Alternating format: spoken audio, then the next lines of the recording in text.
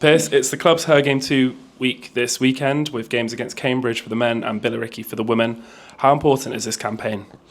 Yeah, it's something I've kind of been involved in over the last couple of seasons. And I think ever since kind of my daughter was born 4 years ago, it's kind of something that I've kind of looked into a little bit more. Obviously, listen, our women's team is doing really, really well.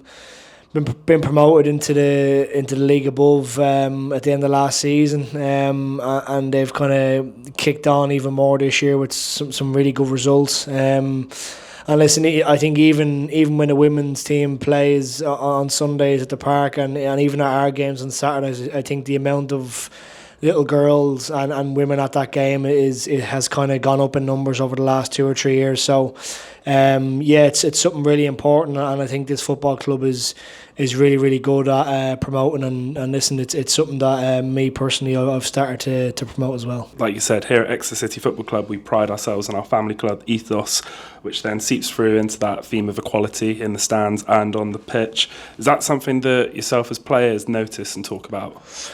Yeah, listen, I think when you come out into the stadium, we get out of our cars, there's a whole mixture of people at the stadium, and we always tend to mix, and we always treat everybody the same. I think that's really important, and I think just as people, as human beings, it's important to treat people the same, regardless if you're at a football stadium or not. But for us around the city, around Devon, I think it's important that we promote it and we show everybody how good we are as people, not just as professionals. Though sexist abuse is still prevalent in the stands across the country, across various clubs, but it's definitely not welcome at any club. Yeah, definitely not. I haven't seen much or haven't heard much at our football club, and I think we've got a really good group of people in our change room and in our staff where if anything like that ever happened, it would definitely be nipped in the bud. So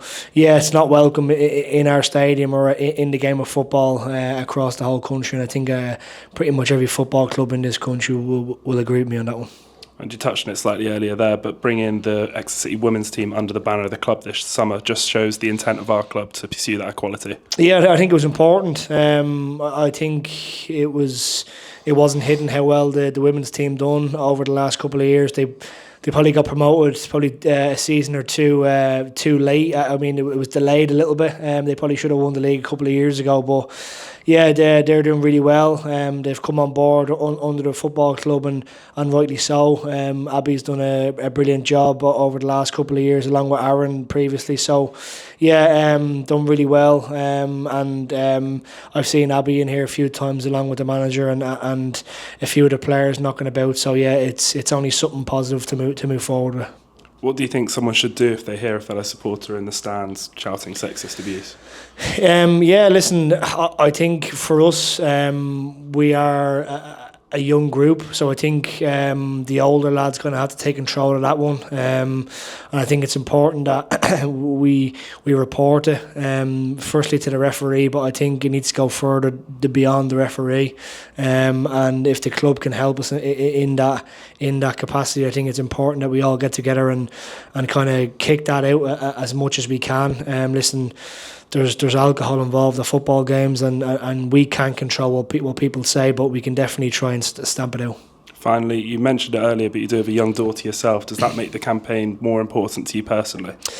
Yeah, I think it is. I think if football is going to be a big sport in my house. My son's going to be he's starting to kick football at 2 years of age, so I think my daughter will somehow potentially try and get involved in football, I would imagine, and I don't see why that right should be taken away from her. I would hate to see my daughter be sexually abused or anything like that. So yeah, it's something that kind of hits home a little bit more for me. Seeing my daughter grow up, and if she wants to be a footballer, I don't see why that can't happen.